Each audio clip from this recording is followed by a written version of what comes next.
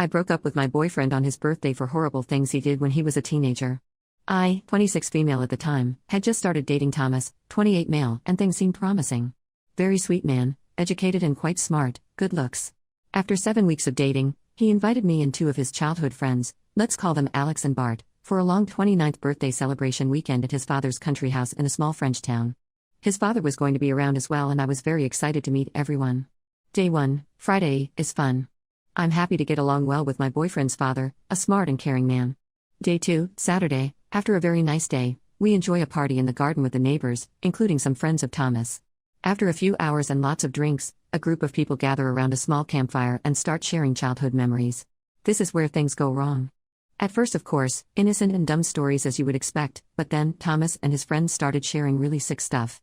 In particular, they told a story about how, when they were 14 or 15 years old, they found it very amusing to bully a boy named Arthur for almost 6 months, a boy of their school who was very isolated and shy. Making jokes, calling names, you name it.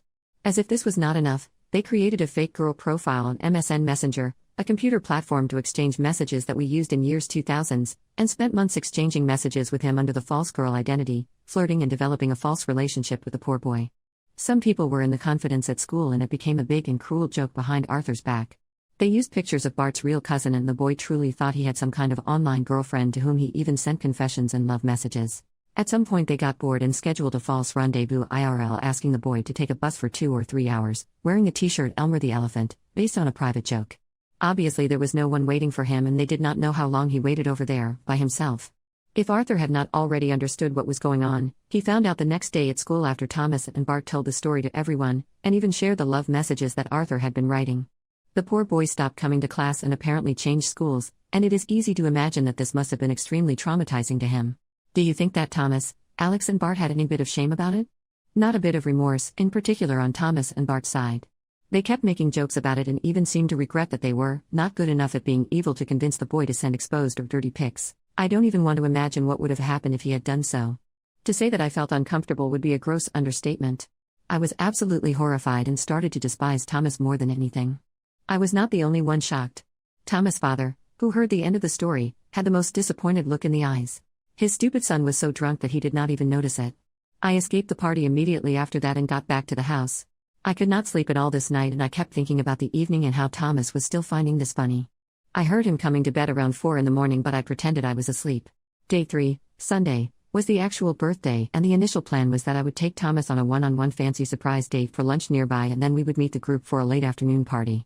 But instead, I woke up very early on Sunday morning, took all my stuff in silence, and went alone to the train station, where I took a direct train heading back to Paris. I decided to send a text to Thomas wishing him happy birthday and telling him to meet me at a certain location 1 hour from the house for a surprise, and that I needed to go a little bit in advance to make sure that everything would be perfect. I had picked the location randomly, using Google Maps, to gain time. Thomas read the text around 10 a.m., when he woke up. He responded with excitement that he would follow religiously the instructions. When he arrived there at 12:30, I told him to wait further as there was a little delay on something.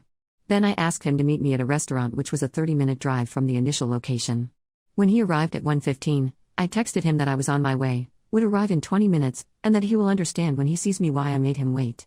I also asked him to order some food and the most expensive bottle on the menu. Around 1:30 he started calling me several times and sent a lot of worried texts, and after 45 minutes I responded, in French, "So, how does it feel to have people play with your feelings?"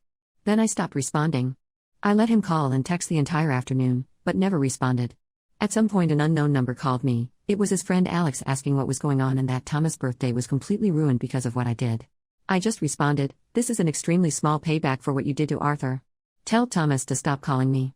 And hung up. I blocked them. I still felt bad the entire evening, as I had started to grow attached to Thomas back then. The following days, a common friend called me to say that my reaction was completely absurd and unfair, that it was not my role to punish someone for actions they did as a teenager, that there were adult ways of saying things, and that I had been completely crazy. Only a few people supported what I did, everyone else seemed to think that I was a jerk. Thomas tried to fix things and win me back for a few months afterwards. I never responded to any of his messages. I don't regret it. I simply hope that Arthur, who should be 35 or 36 years old now, is well.